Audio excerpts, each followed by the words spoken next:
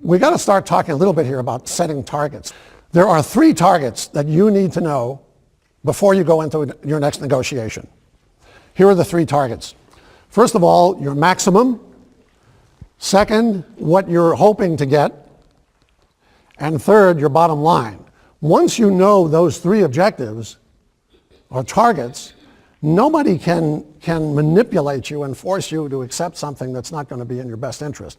Because you know, if it goes below the bottom line, you're just going to walk away.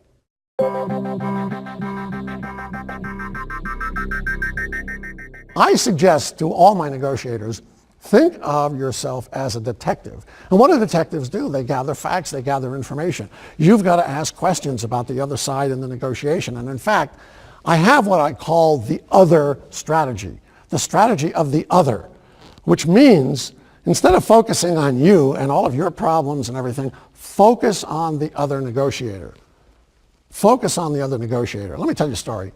I had an uncle, my Uncle Willie, lived to be 95 years old. He lived in upstate New York, very rural area. Shortly before he died, he used to take a walk every day. He's taking a walk in the woods. He was about 93 years old. And he's walking in the woods. He comes upon a frog. And the frog looks up at Uncle Willie and says, "Hey, old man, if you give me a kiss, I'll turn into a beautiful princess." Interesting offer, right?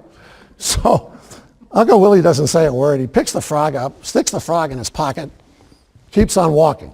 So he's walking down the road. About a mile later, frog sticks its little head out of Uncle Willie's pocket and says, "Hey, old man, what about that kiss? Remember, I'll turn into a beautiful princess."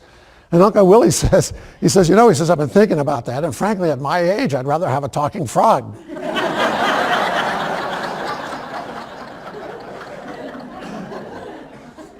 Well, he said it was a true story. I don't know. Point of the story is that we need to look at a negotiation not from our point of view, but from the other person's point of view.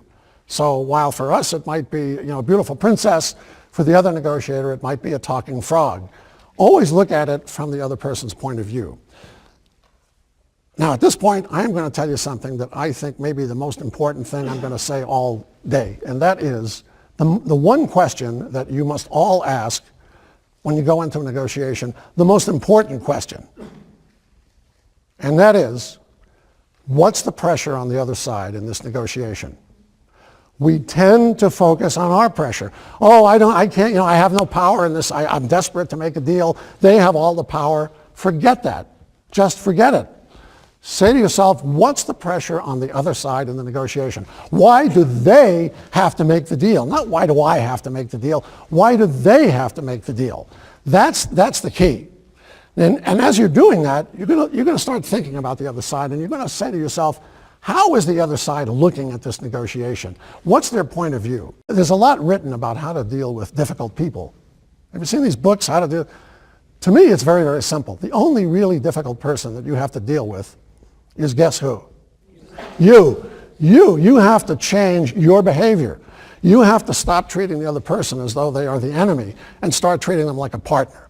So in order to do that, you have to say to yourself, where are they coming from? What's their motivation? What's going to satisfy them in this situation? And that's what I mean by the other strategy.